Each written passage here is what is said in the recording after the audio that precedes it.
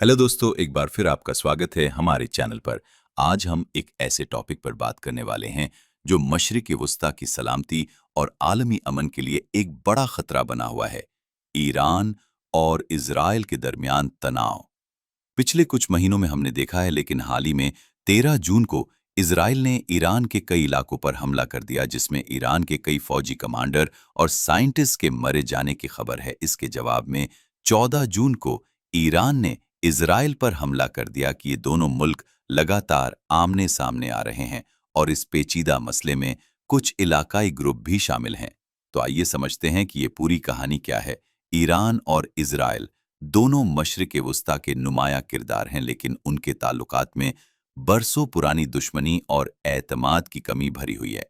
Israel Iran के एटमी programme को अपने वजूद के लिए खतरा मानता है, जबकि ईरान इजराइल को इलाके में एक नाजायज कब्जा करने वाला मानता है।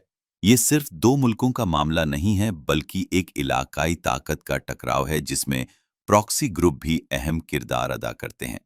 आइए पहले दोनों की फौजी ताकत पर एक नजर डालते हैं। इजराइल फौजी तौर पर इजराइल को बहुत ही जदीद और टेक्नोलॉजी में आगे माना जाता है।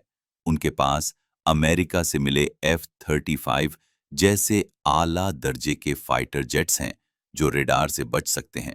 उनकी हवाई दिफाई निज़ाम आयरन डोम, डेविड स्लिंग और एरो दुनिया में सबसे असरदार मानी जाती है, जो मिसाइलों और रॉकेटों को हवा में ही तबाह कर देती है।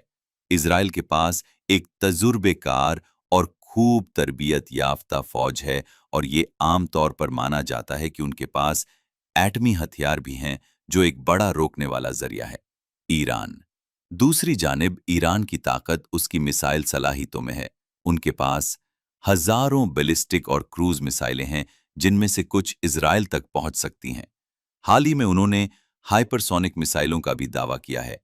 ईरान की फौज तादाद में बड़ी है, लेकिन उसके हथियार और हवाई जहाज अक्सर पुराने होते हैं, क्योंकि उन पर बरसों से आलमी पाबंदियां लगी हुई हैं। हालांकि ईरान ने अपनी दिफाई टेक्नोलॉजी बनाने में काफी तरक्की की है। अब बात करते हैं उन प्रॉक्सी ग्रुपों की जो इस झगड़े को और भी पेचीदा बनाते हैं। हिजबुल्लाह लेबनान, ये ईरान का सबसे ताकतवर प्रॉक्सी है। हिजबुल्लाह के पास अंदाजन 1 लाख से ज्यादा रॉकेट और मिसाइलें होने का अंदेशा है, जो इजराइल के शुमाली मोर्चे पर एक संगीन खतरा पैदा करती हैं। ये नुक्ता चीन मिसाइलें भी दाग सकते हैं। हमास गाजा पट्टी में हमास इजराइल के जूबी मोर्चे पर खतरा बना रहता है। इसके पास रॉकेट दागने और गुरिल्ला जंग लड़ने की सलाहियत है। हुती अंसारुल्लाह यमन, ये लाल सागर में जहाज़ों को निशाना बनाने और इजराइल की तरफ लंबी दूरी के ड्रोन और मिसाइलें दागने की सलाहियत रखते हैं। अगर ईरान और इजराइल में सीधा टकराव होता है, तो ये प्रॉक्सी ग्रुप इजराइल पर कई तरफ से हमले कर सकते हैं। इजराइल को गाजा से रॉकेट, लेबनान से मिसाइलें और यमन से ड्रोन हमलों का सामना करना पड़ेगा, जिससे उसकी हवाई दिफाई निज़ाम पर भारी दबाव आएगा। मुमकिना नताइज, अगर ये जंग एक पूरे पैमाने की लड़ाई में बदलती है, तो इसके नताइज बेहद भयानक होंगे। भारी नुकसान, दोनों ही तरफ बहुत बड़ा जानी माली नुकसान होगा। ईरान के फौजी और एटमी ठिकानों को निशाना बनाया जाएगा, जबकि इजराइल के शहरों पर भी बड़े पैमाने पर मिसाइलें और रॉकेट दागे जा सकते हैं। इलाकाई बदअमनी, ये जंग पूरे मशरिक़ वस्ता को बदअमने कर देगी। लेबनान, गाजा, यमन और शायद सीरिया व इराक भी इस आग की जद में आ जाएंगे। आलमी असर, तेल की कीमतें आसमान छू जाएंगी, आलमी तिजारत रुक जाएगी और पूरी दुनिया की माशियत पर इसका संगीन मनफी असर पड़ेगा। इंसानी बहरान भी पैदा होगा। कोई वाज़े फतहयाब नहीं। इस तरह की जंग में किसी एक तरफ की जीत कहना बहुत मुश्किल होगा। दोनों ही मुल्कों को ऐसा नाकाबिले तलाफी नुकसान होगा कि जीत का कोई मतलब नहीं रहेगा।